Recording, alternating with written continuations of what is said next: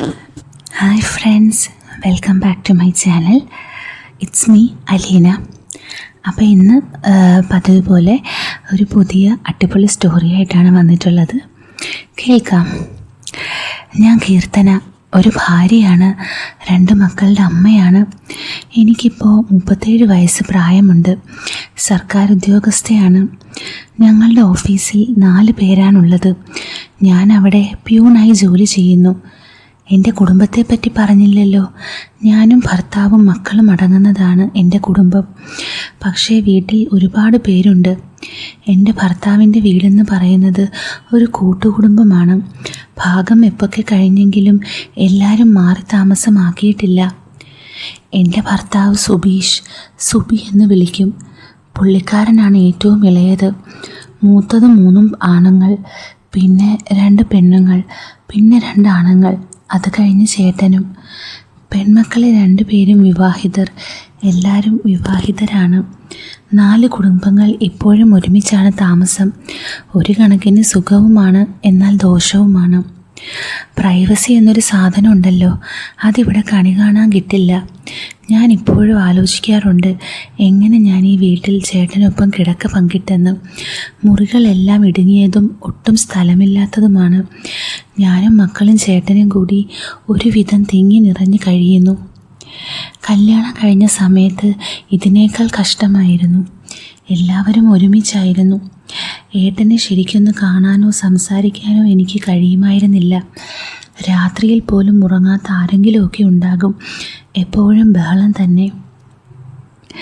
ഞങ്ങൾ വീട്ടിൽ 2 മക്കൾ മാത്രമാണുള്ളത്. എനിക്കൊരു അനിയൻ മാത്രമേ ഉള്ളൂ. അച്ഛനും അമ്മയും ഞങ്ങൾ 2 പേരും. ആ വീട്ടിൽ നിന്നും ഇങ്ങനെ ഒരു അന്തരീക്ഷത്തിൽ ജീവിക്കുന്നത് ശരിക്കും വീർപ്പുമുട്ടൽ നിറഞ്ഞതായിരുന്നു. എന്ത് ചെയ്യാം, വിധി അല്ലാതെന്ത്. കോളേജിൽ പഠിക്കുമ്പോൾ എനിക്കൊരു അഫെയർ ഉണ്ടായിരുന്നു. അത് നടന്നില്ല. എൻ്റെ വീട്ടിൽ സമ്മതമായിരുന്നു. പക്ഷേ പുള്ളിയുടെ വീട്ടുകാർ എതിർത്തു. പിന്നെ ഞങ്ങൾ തന്നെ ആ ബന്ധം വേണ്ടാന്ന് വെച്ചു. പുള്ളിയല്ല കേട്ടോ ഈ കഥയിലെ നായകൻ. എൻ്റെ ഹസ്ബൻഡ് ഒരു കട നടത്തുകയാണ്. വീടിനോടടുത്ത് തന്നെ അവരുടെയാണ് കടമുറിയും സ്ഥലവുമെല്ലാം. അച്ഛനായിട്ട് തുടങ്ങിയതാണ്. അതിപ്പോൾ ഏട്ടൻ നടത്തുന്നു. വലിയ വരുമാനമൊന്നുമില്ല, എന്നാലും പുള്ളിക്ക് അതാണ് ജീവൻ. അച്ഛനായിട്ട് ആരംഭിച്ചതല്ലേ. എന്തൊക്കെയോ വൈകാരിക സെൻറ്റിമെൻറ്റ്സ്. സുബിയേട്ടൻ ഒരു പ്രത്യേക ക്യാരക്ടറാണ്. തീരെ റൊമാൻറ്റിക് അല്ല. ഒരു കാടൻ സ്വഭാവം. ആരോടും അങ്ങനെ ചിരിക്കുകയൊന്നുമില്ല. എപ്പോഴും സീരിയസ് ആണ് പുള്ളി. വിവാഹം കഴിഞ്ഞിട്ട് ഇപ്പോൾ വർഷങ്ങൾ കഴിഞ്ഞു. ഞാനും ആ അന്തരീക്ഷവുമായി പൊരുത്തപ്പെട്ടു. അമ്മായിയമ്മ പാവമായിരുന്നു.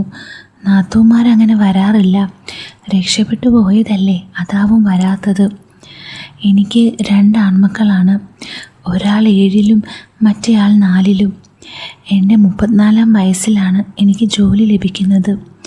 അതിനു മുമ്പ് ഞാൻ പ്രൈവറ്റ് ജോബ് ചെയ്തിരുന്നു. എങ്ങനെയും ഒരു സ്ഥിര വരുമാനം വേണമെന്ന എൻ്റെ ആഗ്രഹം ദൈവങ്ങൾ കേട്ടുവെന്ന് പറഞ്ഞാൽ മതി. കുറച്ച് ദൂരെയാണ് എനിക്ക് ആദ്യ പോസ്റ്റിംഗ് ലഭിച്ചത്. മറ്റുള്ള ജീവനക്കാർ നല്ല സഹകരണമായിരുന്നു. അതുകൊണ്ട് വലിയ പ്രയാസങ്ങൾ ഉണ്ടായില്ല. മക്കളെ എൻ്റെ കൂടെ കൂട്ടി അവിടെ അടുത്തൊരു സ്കൂളിൽ ചേർക്കണം എന്നൊക്കെ വിചാരിച്ചതാ. അതൊന്നും നടന്നില്ല. അഡ്മിഷൻ കഴിഞ്ഞിരുന്നു. അങ്ങനെ കാലങ്ങൾക്ക് ശേഷം ഞാൻ തനിച്ചായി. മക്കളെ കാണാതെ എനിക്കെന്തോ വല്ലാത്ത വിഷമം. ഏട്ടനെ കാണണം എന്നൊരു തോന്നലില്ലായിരുന്നു. എങ്ങനെ തോന്നാൻ? എന്നോടൊന്നും പുള്ളി അധികം സംസാരിക്കാറില്ല. ആകെ കൂടി ഒരു ചിന്ത മാത്രമേ ഉള്ളൂ, കട കട കട. എന്തു പറഞ്ഞാലും അവസാനം അത് കടയിലെത്തും. മടുത്തു. എനിക്കിപ്പോൾ ഞാനൊന്നും പറയാറില്ല. എന്നാൽ കട കൊണ്ട് എനിക്കോ മക്കൾക്കോ എന്തെങ്കിലും പ്രയോജനം അതുമില്ല. മക്കൾക്കും അച്ഛനോട് വലിയ അടുപ്പമൊന്നുമില്ല. എന്നുവെച്ച് സ്നേഹമില്ലാതെയുമില്ല. അവർക്ക് എന്തെങ്കിലും വേണമെങ്കിലും എന്താവശ്യത്തിനും അവരെന്നോടാണ് പറയുന്നത്. ഏട്ടൻ അത്രയും സൗകര്യം പഠിക്കാനും കളിക്കാനും മറ്റു കാര്യങ്ങൾക്കും മിടുക്കന്മാരാണ്. അവർ അത്യാവശ്യം സ്വാതന്ത്ര്യം ഞാൻ അവർക്ക് കൊടുക്കാറുണ്ട്. വലിയ കുരുത്തക്കേടൊന്നും അവർ കാണിക്കാറില്ല. മക്കളെ കൊണ്ട് എനിക്കൊരു ബുദ്ധിമുട്ടും ഇല്ല എന്ന് ചുരുക്കം. എൻ്റെ ആദ്യത്തെ ഓഫീസിൽ എല്ലാവരും അത്യാവശ്യം പ്രായമുള്ളവരായിരുന്നു. വലിയ അടുപ്പമൊന്നുമില്ല, തികച്ചും ഔദ്യോഗികമായ ബന്ധം. ജോലി കിട്ടി 1 വർഷവും 8 മാസവും കഴിഞ്ഞപ്പോൾ എനിക്ക് സ്ഥലം മാറ്റം ലഭിച്ചു. വീടിൻ്റെ അടുത്തേക്ക്. അവിടെ ഒഴിവ് വന്നപ്പോൾ ഞാൻ വെറുതെ ഒരു അപേക്ഷ നൽകിയതാണ്. മറ്റാരും അങ്ങോട്ടേക്ക് സ്ഥലം മാറ്റത്തിന് അപേക്ഷിക്കാത്ത കാരണം എനിക്ക് കിട്ടി. വീണ്ടും ആ നരകത്തിൽ പോകണമല്ലോ എന്ന ടെൻഷൻ എനിക്കുണ്ടായിരുന്നു. പക്ഷേ മക്കളെ കാണാമല്ലോ എന്ന സന്തോഷത്തിൽ ഞാൻ മറ്റെല്ലാം മറന്നു. ഈ ഓഫീസാണ് എൻ്റെ ജീവിതം തന്നെ മാറ്റിമറിച്ചത്. വീടിനോട് ചേർന്നല്ല, ഒരു 3 കിലോമീറ്റർ ദൂരമുണ്ട് ഓഫീസിലേക്ക്. ബസ്സിലാണ് ഞാൻ പോയി വരാറ്. ഇവിടെ ഞാൻ വന്ന സമയത്ത് ഒരു ലേഡി ആയിരുന്നു ഓഫീസർ, പാവം മാഡം. പിന്നെ ഒരു ചന്ദ്രേട്ടൻ, മൂപ്പർ എൻ്റെ മുകളിലുള്ള ഉദ്യോഗസ്ഥനാണ്, പ്രായം 50. പുള്ളിയാണ് അവിടുത്തെ പ്രധാന ജോലിയൊക്കെ ചെയ്തിരുന്നത്. മാഡം അങ്ങനെ ജോലികളൊന്നും ചെയ്യില്ല, പാവത്തിന് വയ്യ. കുറേ ദൂരെ നിന്നാണ് വരുന്നത്. പിന്നെ തൂക്കാനും തുടയ്ക്കാനുമായി ഒരു ചേച്ചിയുണ്ട്. രാവിലെ വന്ന് ഓഫീസ് തുറക്കുന്നതും ക്ലീൻ ആക്കുന്നതും ചേച്ചിയാണ്. ചേച്ചി അവധി എടുക്കുമ്പോൾ ആ ജോലി ഞാൻ ചെയ്യും. അങ്ങനെ ദിവസങ്ങൾ കൊഴിഞ്ഞുകൊണ്ടിരുന്നു. 1 വർഷം ഇങ്ങനെയൊക്കെ പോയി. മാഡം സ്ഥലം മാറിപ്പോയി. ഇനി ആരാ വരിക എന്നിട്ടറിയാതെ ഞാൻ ആകെ ടെൻഷനായി. ഇതുവരെ നല്ല സുഖമായിരുന്നു. ദേഷ്യപ്പെടുന്ന മേലധികാരികൾ ആരും ഇല്ലായിരുന്നു. ഒരാഴ്ച ആ കസേര അനാഥമായി തുടർന്നു. പുതിയ ഉത്തരവിറങ്ങി. ഞങ്ങൾക്ക് നാഥനെ കിട്ടി. നിപുൺ മേനോൻ. പുള്ളി വന്ന് ചാർജ് എടുത്തു. ചെറുപ്പം എന്നൊക്കെ പറഞ്ഞാൽ ഇത്ര ചെറുപ്പത്തിൽ എങ്ങനെ ഇത്ര നല്ല ജോലി കിട്ടിയോ ആവോ. കാണാനും കൊള്ളാം. സ്വഭാവം, അതാണ് പുള്ളിയുടെ ഹൈലൈറ്റ്. ഇനിയാണ് നമ്മൾ കാര്യത്തിലേക്ക് കടക്കുന്നത്. നിപുണാണ് എൻ്റെ ജാരൻ, എൻ്റെ ജീവിതം തന്നെ മാറ്റിമറിച്ചവൻ. ഓഫീസ് തന്നെ ആകെ മാറി. നിപുൺ വന്നതിന് ശേഷം ചന്ദ്രേട്ടനാണ് ഏറ്റവും കൂടുതൽ ആശ്വാസം കിട്ടിയത്. ജോലികൾ മിക്കതും നിപുൺ തന്നെ ചെയ്തു. നല്ല സപ്പോർട്ടാണ്. ചെറുപ്പം, നല്ല സ്മാർട്ടും, പിന്നെ എല്ലാം ചെയ്യാനുള്ള മനസ്സും. വരുന്ന ആളുകൾക്കൊക്കെ ഭയങ്കര കാര്യമാണ് പുള്ളിയെ. നിങ്ങൾ വിചാരിക്കുന്നുണ്ടാവും ഞാനെന്താ മേലധികാരിയെ പേരെടുത്ത് വിളിക്കണേ എന്ന്. ആദ്യമൊക്കെ സാറെന്നാണ് വിളിച്ചിരുന്നത്. നിപുൺ തന്നെയാണ് അത് പേരിലേക്ക് മാറ്റിച്ചത്. ഞങ്ങളെക്കാൾ ചെറുപ്പമായതുകൊണ്ടാണോ എന്തോ പേര് വിളിച്ചാൽ മതിയെന്ന് പറഞ്ഞു. പിന്നെ അവൻ്റെ എളിമയും വിനയവും സ്നേഹവും എന്നെ അതിന് പ്രേരിപ്പിച്ചു എന്ന് പറയാം. ചന്ദ്രേട്ടൻ്റെ പ്രായം മാനിച്ച് അദ്ദേഹത്തിന് അധികം അവധി നൽകിയിരുന്നു. എന്നും വരണ്ട, റെസ്റ്റ് എടുക്കൂ എന്നൊക്കെ സ്നേഹപൂർവ്വം ശാസിച്ചു. ചന്ദ്രേട്ടനും നിപുണിനെ മകനെ പോലെയാണ് കണ്ടിരുന്നത്. എന്നെയും അങ്ങനെ തന്നെ. മിക്കവാറും ഞാനും നിപുണും മാത്രമായിരുന്നു ഓഫീസിൽ. ജോലികളെല്ലാം എനിക്ക് പറഞ്ഞു തന്നു. നേരത്തെ ഉണ്ടായിരുന്ന ഓഫീസിൽ എനിക്ക് എൻ്റെ ജോലി മാത്രമേ അറിയുമായിരുന്നുള്ളൂ. ഫയൽ നോക്കാനൊന്നും എനിക്ക് അറിയുമായിരുന്നില്ല. ആരും അതൊന്നും പറഞ്ഞു തന്നില്ല. നിപുണെല്ലാം പഠിപ്പിച്ച് പഠിക്കാനും അറിയാനും എനിക്ക് താല്പര്യമുണ്ടായിരുന്നു എന്നതാണ് സത്യം. തനിച്ചുള്ള ഒഴിവ് സമയങ്ങളിൽ ഞങ്ങൾ പേഴ്സണൽ കാര്യങ്ങൾ സംസാരിക്കുമായിരുന്നു. എൻ്റെ വീടിനെയും വീട്ടുകാരെയും പറ്റിയും ഞാൻ നിപുണുമായി സംസാരിച്ചു. അവൻ്റെ ഏറ്റവും വലിയ മേന്മ ഞാൻ സംസാരിക്കുമ്പോൾ ഇടയ്ക്ക് കയറില്ല എന്നതായിരുന്നു. എൻ്റെ സങ്കടങ്ങൾ, സന്തോഷങ്ങൾ എല്ലാം ശ്രദ്ധയോടെ കേട്ടിരിക്കുമായിരുന്നു. കുഞ്ഞുങ്ങൾ കഥ കേൾക്കാനിരിക്കുന്ന പോലെ എൻ്റെ മുന്നിലിരുന്ന് എൻ്റെ എല്ലാ കാര്യങ്ങളും കേൾക്കും, എന്നെ ആശ്വസിപ്പിക്കും. എനിക്ക് നഷ്ടപ്പെട്ടു പോയ എൻ്റെ ചില സുഹൃത്തുക്കളുണ്ട്. അവർക്ക് പകരമായി ഞാൻ നിപുണിനെ കണ്ടു. മക്കളുമായും അവൻ വളരെ നല്ല അടുപ്പത്തിലായിരുന്നു. അവരുമായി ഫോണിൽ സംസാരിക്കും. സിനിമ, കളികൾ, കഥകൾ തുടങ്ങി അവർക്കിഷ്ടമുള്ള കാര്യങ്ങൾ വിനോദത്തിലൂടെ അറിവ് നൽകുകയും ചെയ്തു. സുബിയേട്ടനോടും നിപുൺ സൗഹൃദം പങ്കുവച്ചു. ഇതൊക്കെ വീട്ടിൽ വരാറുണ്ട്. എല്ലാവർക്കും വലിയ കാര്യമാണ്. ഏകദേശം 2 വർഷം അങ്ങനെ പോയി. നിപുണിന് കല്യാണാലോചനകൾ വന്നു. അവന് ജോലിയോ സാമ്പത്തികമോ ഒന്നും വേണ്ടായിരുന്നു. നല്ലൊരു പെൺകുട്ടി മാത്രമായിരുന്നു വേണ്ടത്. അവൻ്റെ വിവാഹകാര്യത്തിൽ ഞാനായിരുന്നു ഏറ്റവും കൂടുതൽ ശ്രദ്ധ കാണിച്ചത്. എൻ്റെ അനിയനെ പോലെ തന്നെയാണ് എനിക്ക് അവനും. എൻ്റെ അനിയൻ്റെ ഭാര്യയുടെ ഒരു സുഹൃത്തുണ്ട്, രചന. കാണാൻ തെറ്റില്ല. വിദ്യാഭ്യാസം ആവശ്യത്തിനുണ്ട്. വലിയ സാമ്പത്തികമൊന്നുമില്ലാത്ത ഇടത്തരം കുടുംബത്തിൽപ്പെട്ടൊരു കുട്ടി. അവളെ കണ്ടപ്പോൾ എനിക്ക് നിപുണനെ ഓർമ്മ വന്നു. ഞാനത് ശ്യാമയോട് പറഞ്ഞു. ശ്യാമ എൻ്റെ അനിയൻ്റെ ഭാര്യയാണ്. ഞാൻ പറഞ്ഞു, നിപുണനെ അവൾക്കും അറിയാം, നേരിട്ട് കണ്ടിട്ടുമുണ്ട്. അല്ല ചേച്ചി, നിപുണേട്ടൻ ഇപ്പോൾ എത്ര പ്രായമുണ്ട്? അവനിപ്പോൾ 27 വയസ്സായി. അപ്പോൾ കുഴപ്പമില്ല, അവൾക്ക് 24 ആകുന്നതേ ഉള്ളൂ. നിന്നേക്കാൾ ഇളയതാണോ? നിൻ്റെ അഭിപ്രായം എന്താ? എനിക്കിഷ്ടമായി, അവൾക്കും ഇഷ്ടമാവും. ഞാൻ എന്തായാലും അവളോട് ചോദിക്കാം. എടി, അത് വേണ്ട, അവനൊന്നും കാണാതെ എങ്ങനെ? അവൻ ഇഷ്ടപ്പെടണ്ടേ? അതും ശരിയാ.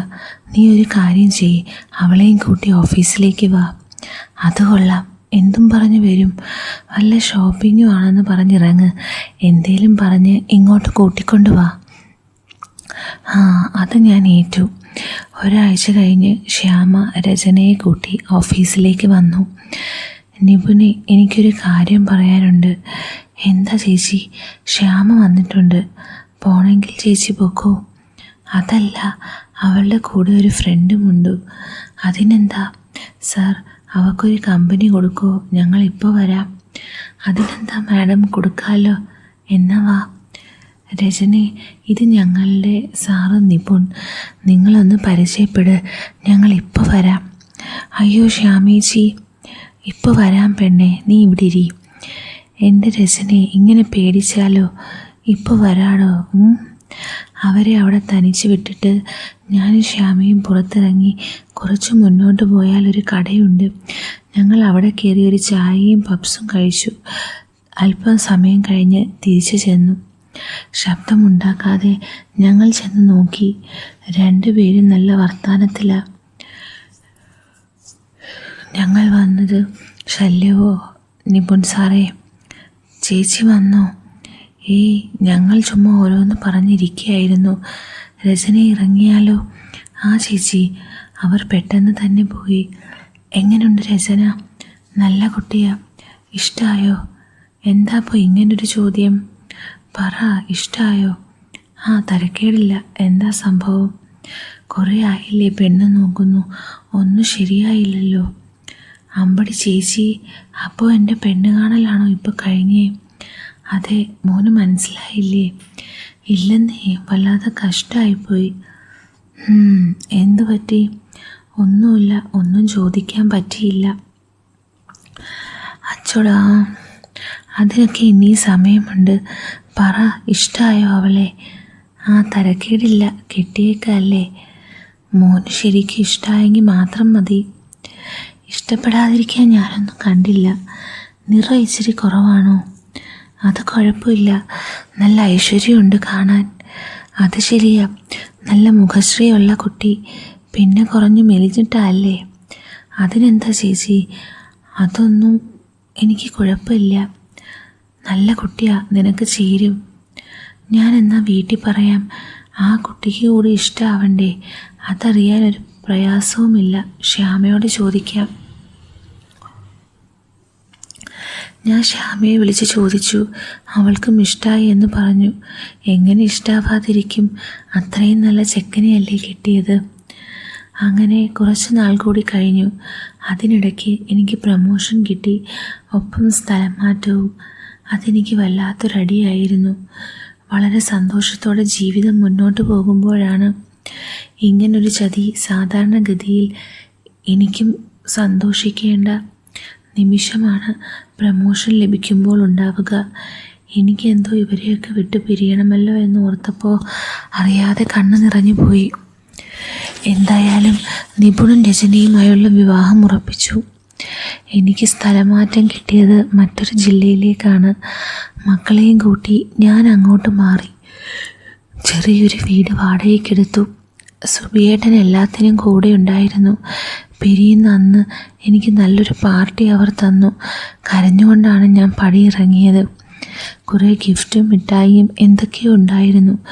ഞാനതൊന്നും നോക്കിയില്ല. സ്കൂൾ അടച്ച കാരണം മക്കൾ കൂട്ടിനുണ്ടായിരുന്നു. അതല്പം ആശ്വാസം പകരുന്നതായിരുന്നു. എന്നാലും നിപുണൻ്റെ വിവാഹം എന്തൊക്കെ പ്ലാനായിരുന്നു. എല്ലാം തകർന്നു. ഇനിയിപ്പോൾ കല്യാണം ആഘോഷിക്കാം.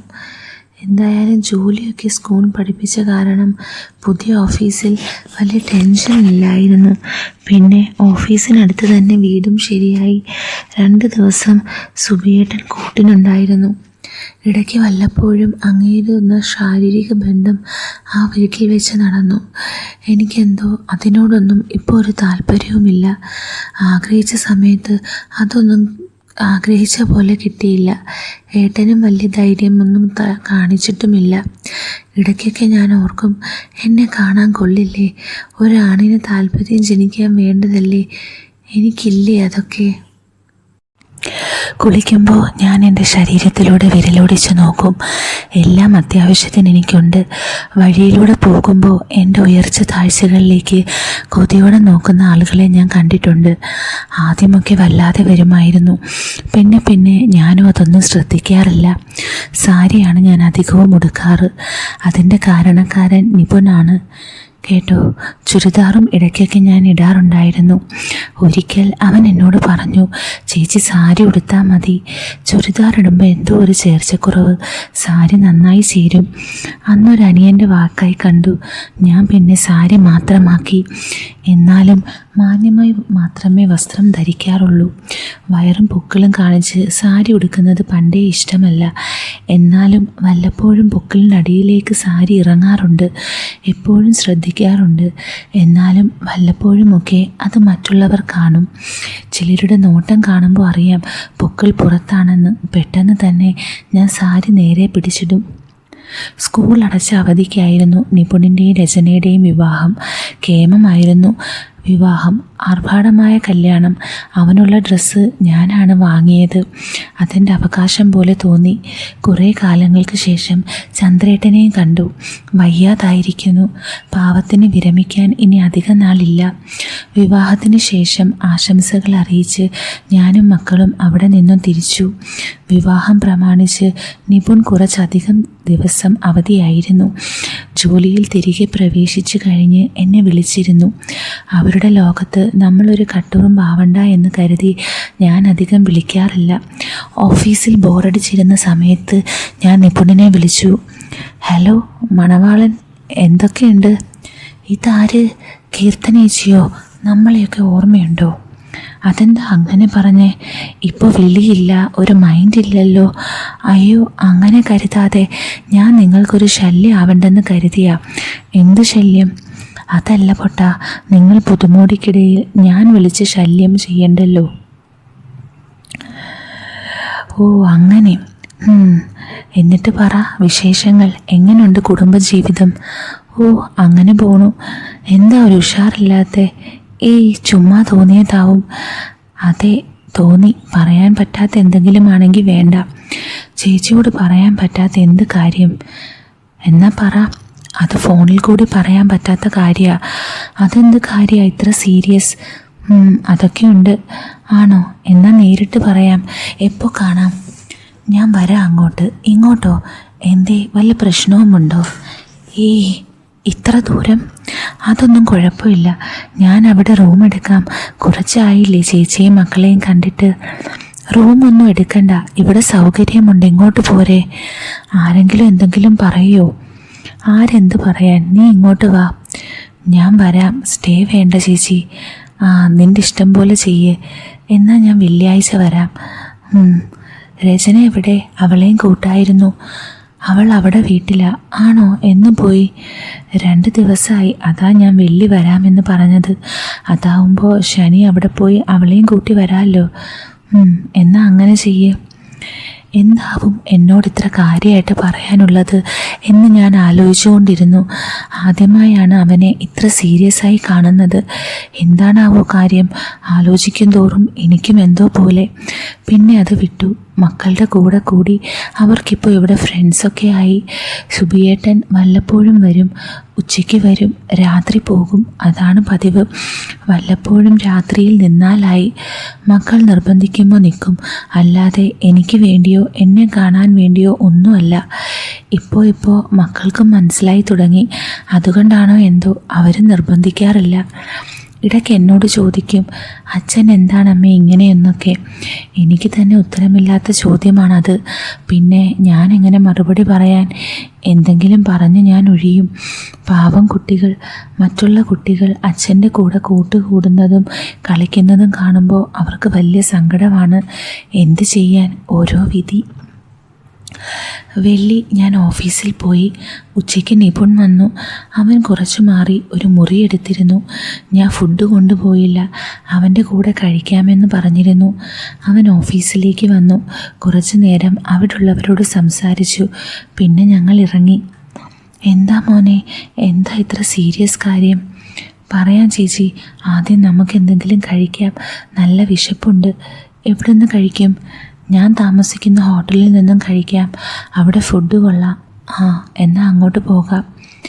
ഞങ്ങൾ ഹോട്ടലിൽ പോയി ഫുഡ് കഴിച്ചു. നല്ല അടിപൊളി ഹോട്ടൽ, നല്ല ഫുഡും. ചേച്ചി, എനിക്കിവിടെ റൂമുണ്ട്. ചേച്ചിക്ക് വിരോധമെങ്കിൽ നമുക്ക് അങ്ങോട്ട് പോയാലോ? പോകാം. അതിനെന്താ, ഇത്തിരി വിശ്രമിക്കുകയും ചെയ്യാമല്ലോ. നല്ല സൂപ്പർ റൂം അല്ലേ നിപുണേ? ചേച്ചി, വേണേലൊന്ന് ഫ്രഷ് ആയിക്കോ. വേണ്ട, ഞാൻ റെസ്റ്റോറൻറ്റ് കയറിയപ്പോൾ വാഷ്റൂമിൽ പോയതാ. ഇനി പറ, എന്താണ് ഇത്ര വലിയ കാര്യം? ഞാൻ എങ്ങനെ ചേച്ചിയോട് പറയുമെന്ന് ഓർക്കായിരുന്നു. അതെന്താ എന്നോട് പറയാൻ പറ്റാത്ത കാര്യം? എന്താണേലും പറ. ഞാൻ ആകെ ടെൻഷൻ അടിച്ചിരിക്കുക ഇത് കേട്ടപ്പോൾ തൊട്ട്. ഇനിയെങ്കിലും ഒന്ന് പറ മാഷേ. ചേച്ചിക്ക് അറിയാമല്ലോ, എനിക്കങ്ങനെ പെൺകുട്ടികളുമായി വലിയ അടുപ്പമൊന്നുമില്ലെന്ന്. പഠിക്കുന്ന സമയത്ത് പോലും അധികം പെൺസുഹൃത്തുക്കളില്ലായിരുന്നു. എൻ്റെ ഏറ്റവും വലിയ സുഹൃത്തുക്കളിൽ ഒരാളാണ് ചേച്ചി. അതുമാത്രമല്ല, ഈ കാര്യം അങ്ങനെ ആരോടും കയറി പറയാൻ പറ്റില്ല. ഇതല്പം പേഴ്സണലാണ്. എന്തിനാ ഇത്രയും ആമുഖം? ഇടയ്ക്ക് കയറാതെ ഇതിങ്ങനെയേ പറയാൻ പറ്റൂ. എന്നാ പറ. ചേച്ചി, രചന നല്ല കുട്ടിയാ, എല്ലാം കൊണ്ട് ഉത്തമ ഭാര്യ. ഞാൻ മനസ്സിൽ കൊണ്ടു നടന്നതും ഇങ്ങനത്തെ ഒരു കുട്ടിയെ തന്നെയാണ്.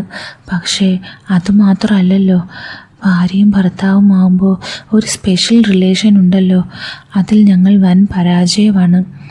നീ എന്താ പറയുന്നേ? അതെ ചേച്ചി, അവൾ ഇപ്പോഴും കന്യകയാണ്. അതെന്താ? അവളെ കൊണ്ട് പറ്റണില്ല. നീ ഇതെന്താ പറയുന്നേ? സത്യം ചേച്ചി, അവൾക്കൊട്ടും താല്പര്യമില്ല. പിന്നെന്തിനാ അവൾ കല്യാണം കഴിച്ചേ? എന്താ ശരിക്കുള്ള പ്രശ്നം? നീ തുറന്നു പറ. ചേച്ചി, ഈ വക കാര്യങ്ങൾ ഞാൻ പറയാതെ ഞാൻ എങ്ങനെയാ അറിയുന്നേ? നീ പറഞ്ഞോ. എന്നെ ഒരു പെണ്ണായി കാണണ്ട, നല്ലൊരു ഫ്രണ്ടായി കണ്ട് പറ. ആദ്യം ഞാൻ വിചാരിച്ചത് ആദ്യ രാത്രിയുടെ പേടിയാവുമെന്നാ. പിന്നെ എല്ലാ രാത്രിയിലും സ്ഥിതി ഇത് തന്നെ. എന്ത്? ചേച്ചി, ഞാൻ അവളോട് അടുക്കാൻ ശ്രമിക്കുമ്പോൾ അവൾ വേണ്ടാന്ന് പറഞ്ഞ് ഒഴിഞ്ഞു മാറുകയാണ്. എന്നാൽ എന്നോട് സ്നേഹക്കുറവോ എൻ്റെ കാര്യത്തിൽ ശ്രദ്ധക്കുറവോ ഒന്നുമില്ല. എന്നെ ഭയങ്കര ഇഷ്ടമാണ്. കെട്ടിപ്പിടിക്കലും ഉമ്മ വെക്കലും എല്ലാം ഉണ്ട്. പക്ഷേ ഈ ഒരു കാര്യം മാത്രം പറ്റണില്ല. അതെന്താ? അവൾ പെണ്ണല്ലേ? അവൾക്കും ആഗ്രഹമുണ്ട്. തുടക്കമൊക്കെയാണ്. പിന്നെ എവിടെയാണ് പ്രശ്നം? അത് ചേച്ചി, നീ തെളിച്ചു പറ മോനെ. അത് തന്നെയാണ് പ്രശ്നം. എൻ്റെ നിപുണെ, നമ്മൾ പരിചയപ്പെട്ടിട്ട് വർഷം കുറേയായി. എനിക്ക് എൻ്റെ ഭർത്താവിനോടുള്ളതിനേക്കാൾ സ്വാതന്ത്ര്യം നിന്നോടുണ്ടെന്ന് വിശ്വസിക്കുന്ന ആളാണ് ഞാൻ. ഒരു മേലുദ്യോഗസ്ഥനോട് പെരുമാറുന്ന പോലെ ഒരിക്കലും ഞാൻ നിന്നോട് പെരുമാറിയിട്ടില്ല. ഒരു കീഴ്ജീവനക്കാരിയായി എന്നെ നീയും കണ്ടിട്ടില്ല. എൻ്റെ അനിയനെ പോലെയാണ് ഞാൻ നിന്നെ കാണുന്നത്. എൻ്റെ കൂടപ്പിറപ്പിന് എന്തെങ്കിലും പ്രശ്നമുണ്ടെങ്കിൽ അത് എൻ്റെയും കൂടെയാണ്. അതുകൊണ്ട് എന്താണ് കാര്യം എന്ന് തെളിച്ചു പറ. പരിഹാരം കാണാൻ കഴിയുന്നതാണെങ്കിൽ നമുക്ക് കാണാമല്ലോ. ചേച്ചി, ഞങ്ങൾക്ക് ബന്ധപ്പെടാൻ ഇതുവരെ പറ്റിയില്ല. ഞാൻ നെറ്റിലൊക്കെ സെർച്ച് ചെയ്തു. ഇതൊരു ഗൈനക് പ്രോബ്ലമാണ്. വജൈനിസ്മസ് എന്നാണ് പേര്. പിന്നെ ഈ കാര്യത്തോട് തീരെ താല്പര്യമില്ല. സാധാരണ ഇത് ചെയ്യാത്തതിന് ഒളിച്ചോടുന്ന പെണ്ണുങ്ങളെക്കുറിച്ചൊക്കെ കേട്ടിട്ടുണ്ട്. ഇത് അവൾക്കും അങ്ങനെ ഒരു വികാരമേ ഇല്ല. ഇതൊഴിച്ച് എല്ലാ കാര്യങ്ങളും പെർഫെക്റ്റ് ആണ് താനും. എന്നെ ഭയങ്കര ഇഷ്ടമാണ്. ഞാൻ എന്ത് ചെയ്യും ചേച്ചി? എനിക്കുമില്ലേ വികാരങ്ങളും ആഗ്രഹങ്ങളും? കല്യാണത്തിന് മുന്നേ ഒരുപാട് ഫാൻറ്റസികളും സ്വപ്നങ്ങളും എനിക്കുമുണ്ടായിരുന്നു. പക്ഷേ എൻ്റെ ഒരാഗ്രഹവും ഇതുവരെ എനിക്ക് നിറവേറ്റാൻ കഴിഞ്ഞില്ല. എന്നെ തൃപ്തിപ്പെടുത്താൻ കഴിയാത്തതിൽ അവൾക്ക് അതിയായ വിഷമമുണ്ട് എന്നെനിക്കറിയാം. എന്താണ് അവളുടെ ശരിയായ പ്രശ്നമെന്ന് അവൾക്ക് തന്നെ അറിയില്ല. അവളെ കാണുമ്പോൾ എനിക്കിപ്പോൾ അങ്ങനെ ഒരു വികാരം തോന്നുന്നില്ല. അവളുടെ വേദനയോടെയുള്ള മുഖമാണ് എൻ്റെ മനസ്സിലേക്ക് വരുന്നത്. അത് ഓർക്കുമ്പോൾ എൻ്റെ വികാരങ്ങൾ എങ്ങോട്ടോ പോകുന്നു. അവൾക്ക് നല്ല ദുരനുഭവം ഉണ്ടായിട്ടുണ്ടോ? അത് ഞാൻ ചോദിച്ചു. എന്നിട്ട് അങ്ങനെ പ്രത്യേകിച്ച് ഒന്നുമില്ല എന്നാ പറഞ്ഞത്. എന്തായാലും ഒരു നല്ല ഡോക്ടറെ കാണിക്ക്. പരിഹാരമില്ലാത്ത പ്രശ്നങ്ങളൊന്നുമില്ലല്ലോ. ഞാൻ സംസാരിക്കണോ അവളോട്? അത് വേണോ ചേച്ചി? അവൾ തെറ്റിദ്ധരിക്കുമോ? ശരിയാ, പെണ്ണല്ലേ, എങ്ങനെ ചിന്തിക്കുമെന്ന് പറയാൻ പറ്റില്ല. നീ അവളോട് ദേഷ്യപ്പെടുകയോ മറ്റോ ചെയ്യാറുണ്ടോ? ഇല്ല ചേച്ചി, ഇതുവരെ ഞാൻ അവളെ ഒന്ന് ചീത്ത വിളിച്ചിട്ട് പോലുമില്ല. അതെന്തായാലും നന്നായി. ഇതും ഒരസുഖമായിരിക്കും മറ്റുള്ളവ പോലെ. എന്തായാലും നമുക്ക് ഡോക്ടറെ കാണാം. ചേച്ചിയോട് പറഞ്ഞപ്പോൾ ഒരാശ്വാസം. മറ്റാരോടും പറയണ്ട. എന്തായാലും വൈകാതെ നല്ലൊരു ഡോക്ടറെ കാണൂ. കുറച്ച് സമയം കൂടി അവൻ്റെ കൂടെ അവിടെ ചിലവഴിച്ചു. പിന്നെ ഞങ്ങൾ ഇറങ്ങി. അവൻ്റെ വിഷമം എനിക്ക് മനസ്സിലാവുമായിരുന്നു. ഞാനും ഏതാണ്ട് ഇതേ അവസ്ഥയിൽ തന്നെയല്ലേ. കല്യാണം കഴിഞ്ഞ് പേരിന് മാത്രം ശാരീരിക ബന്ധം ഉണ്ടായിട്ടുള്ളൂ. മനസ്സ് തുറന്നൊരു ബന്ധപ്പെടൽ എനിക്കിതുവരെ ഉണ്ടായിട്ടില്ല. എന്തൊക്കെയോ കാണിക്കുമെന്നല്ലാതെ എന്നെ പൂർണ്ണമായി തൃപ്തിപ്പെടുത്താൻ സുബിയേട്ടൻ ഇതുവരെ ശ്രമിച്ചിട്ടില്ല. ഞാൻ മുൻകൈ എടുക്കുകയാണെങ്കിൽ എന്തേലും കാണിക്കും. പലപ്പോഴും ഉണരുന്നതിന് മുന്നേ അവസാനിക്കുന്നത് പോലെ. സത്യത്തിൽ ഞാൻ തന്നെയല്ലേ അവൻ. കുറച്ച് ദിവസങ്ങൾക്ക് ശേഷം അവൻ വിളിച്ച് ഡോക്ടറെ കണ്ടു. ടെസ്റ്റ് ചെയ്തു. അതിൻ്റെ വിവരങ്ങൾ പറഞ്ഞു. എന്തായി ഡോക്ടർ? എന്തു പറഞ്ഞു? ഹോർമോൺ ടെസ്റ്റ് ഉൾപ്പെടെ എല്ലാം ചെയ്തു. അവൾക്ക് പ്രത്യേകിച്ച് കുഴപ്പമൊന്നുമില്ല. പിന്നെന്താ അവൾക്ക്? കൗൺസിലിംഗ് പറഞ്ഞിട്ടുണ്ട്. ഇനി അതുകൂടി നോക്കാം. മെഡിസിൻ ഒന്നുമില്ലേ? വികാരം ഉണ്ടാവാനാന്ന് പറഞ്ഞ് എന്തൊക്കെയോ മരുന്നും പിന്നെ ജെല്ലും ഒക്കെ ഉണ്ട്. അത് കഴിച്ചിട്ടും തേച്ചിട്ടും കാര്യമൊന്നും ഉണ്ടായില്ല. എന്തായാലും കൗൺസിലിംഗ് നടക്കട്ടെ. അത് നടക്കട്ടെ. എന്നാൽ അത് 2 ദിവസം കഴിഞ്ഞ്, അത് കഴിയുമ്പോൾ ഒക്കെ ശരിയാവും. അങ്ങനെ വിചാരിച്ച് സമാധാനിക്കാം. എല്ലാം ശരിയാവും മോനെ. പിന്നീട് കൗൺസിലിംഗ് കഴിഞ്ഞ് അവൻ വിളിച്ചു. എന്തായി? എന്താവാൻ? അവളോട് ഒരുപാട് കാര്യങ്ങൾ ചോദിച്ചു. എല്ലാത്തിനും ഉത്തരവും നൽകി. പുള്ളി പറയുന്നത് അവൾക്ക് വേറെ കുഴപ്പമൊന്നുമില്ല എന്നാണ്. അവൾ എന്തു പറഞ്ഞു? എന്നെ കെട്ടിപ്പിടിച്ച് കുറേ കരഞ്ഞു. ഡിവോഴ്സ് ചെയ്തോളാനാണ് അവൾ പറയുന്നത്. ഡാ, നീ എന്താ പറയുന്നേ? ഞാൻ സമ്മതിക്കില്ല. എനിക്ക് ഇത്രയ്ക്കിഷ്ടമാണ് അവളെ. അവൾക്ക് അങ്ങനെ ഒരു വികാരം തോന്നാത്തതിന് എന്ത് ചെയ്യാൻ? അവളെ കുറ്റം പറയാൻ പറ്റില്ല. ഓരോ മനുഷ്യരും ഓരോ പോലെയല്ലേ. ഇതുകൊണ്ട് വേറൊരു ഗുണം കിട്ടി. അതെന്താ? അവളുമായി എനിക്കിപ്പോൾ ബന്ധപ്പെടാം. അതെങ്ങനെ? അതെന്തോ ഒരു മൈനർ സർജറി ചെയ്തു. വലിയ പ്രശ്നത്തിനുള്ളൊരു പരിഹാരം കിട്ടി. പക്ഷേ എന്നാലും അതൊരു പൂർണ്ണമായ സൊല്യൂഷൻ അല്ല. എന്തോ ചേച്ചി, എനിക്ക് അവളോടുള്ള ശാരീരിക താല്പര്യം കുറയുന്നു. മാനസികമായും അങ്ങനെ ഒരു അവസ്ഥ വരുമോ എന്നാണ് എൻ്റെ പേടി. അങ്ങനെയൊന്നും കരുതാതെ. ഭാര്യാഭർത്തൃ ബന്ധത്തിൽ ഏറ്റവും പ്രധാനം ശാരീരിക ബന്ധത്തിന് തന്നെയാണ്. അതുണ്ടെങ്കിൽ വല്ലാത്തൊരു ഐക്യം ഉണ്ടാകും, സ്നേഹം ഉണ്ടാകും. എത്രയും പെട്ടെന്ന് അവൾ ഗർഭിണിയാകണം. ചിലപ്പോൾ പ്രസവം കൊണ്ട് അവളുടെ ഈ അവസ്ഥ മാറാനിടയുണ്ട്. അതെങ്ങനെ? വളരെ വികാരവതികളായ സ്ത്രീകൾ പോലും പ്രസവം കഴിയുമ്പോൾ വികാരം ഇല്ലാതാവുന്നതായി കണ്ടിട്ടുണ്ട്. എൻ്റെ അനുഭവമാണ്. അതുപോലെ ചിലപ്പോൾ നേരെ മറിച്ചിവിടെ സംഭവിക്കാം. അതുകൂടി നോക്കാം. പിന്നീടുള്ള അവൻ്റെ ശ്രമം അവളെ ഗർഭിണിയാക്കാൻ വേണ്ടിയായിരുന്നു. അതിലവൻ വിജയിക്കുകയും ചെയ്തു. അവൾ ഗർഭിണിയായി 3 മാസമായപ്പോൾ അവൻ എന്നെ വിളിച്ചു. ഇടയ്ക്ക് വിളിക്കാറുണ്ടെങ്കിലും അന്നത്തെ വിളിക്ക് ഒരു പ്രത്യേകതയുണ്ടായിരുന്നു. ചേച്ചി, ഞാൻ അവളോട് ഈ കാര്യമൊക്കെ ചേച്ചിയോട് പറഞ്ഞെന്ന് പറഞ്ഞു കേട്ടോ. എന്നിട്ടോ? അവൾ പറഞ്ഞത് പറഞ്ഞാൽ ചേച്ചി എന്നെ ചെരുപ്പൂരി അടിക്കും. ആണോ? എന്താ പറഞ്ഞേ? അത് പറയാം. ചേച്ചി ശ്യാമയോട് എന്തെങ്കിലും പറഞ്ഞിരുന്നോ? എന്ത് കാര്യം? അത് നിങ്ങളുടെ പേഴ്സണൽ കാര്യങ്ങൾ. പറഞ്ഞിരുന്നു. അത് ശ്യാമ രചനയോട് പറഞ്ഞിട്ടുണ്ട്. ഈ പെണ്ണ് എന്ത് പണിയാണ് കാണിച്ചത്? ഇതങ്ങനെയല്ല. പിന്നെ അവളുടെ പ്രശ്നങ്ങൾ മുഴുവൻ അവൾ ശ്യാമയോട് പറഞ്ഞിരുന്നു. ഞാൻ ചേച്ചിയിൽ അഭയം തേടിയ പോലെ അവൾ അവളുടെ സങ്കടങ്ങൾ മുഴുവൻ പറഞ്ഞതും കരഞ്ഞതും ശ്യാമയുടെ അടുക്കലാണ്. അവളെ സാന്ത്വനിപ്പിക്കാൻ വേണ്ടി ശ്യാമ ചേച്ചിയുടെ കാര്യം പറഞ്ഞു. നിങ്ങൾ തമ്മിൽ ശാരീരിക ബന്ധം വളരെ കുറവാണെന്നും ചേച്ചിയെ ചേട്ടനൊന്നും ചെയ്യാറില്ല എന്നൊക്കെയുള്ള കാര്യങ്ങൾ. എനിക്ക് മനസ്സിലാകും, സാരമില്ല. എന്താ രചന പറഞ്ഞേ? കഴിഞ്ഞ ദിവസം ചെക്കപ്പ് കഴിഞ്ഞ് വീട്ടിലെത്തി അവൾ എന്നെ കെട്ടിപ്പിടിച്ച് കിടന്നു. ഏട്ടാ, എനിക്കൊരു കാര്യം ചോദിക്കാനുണ്ട്. എന്താ മോളെ? ഏട്ടൻ എന്നെ എത്രത്തോളം വെറുക്കുന്നുണ്ട്? നീ എന്താ ഇങ്ങനെയൊക്കെ പറയുന്നേ? സത്യമല്ലേ? എന്ത് സത്യം? ഏട്ടനെ പോലെ എല്ലാം തികഞ്ഞൊരു പുരുഷൻ്റെ ഭാര്യയാവാൻ പോലും എനിക്ക് യോഗ്യതയില്ല.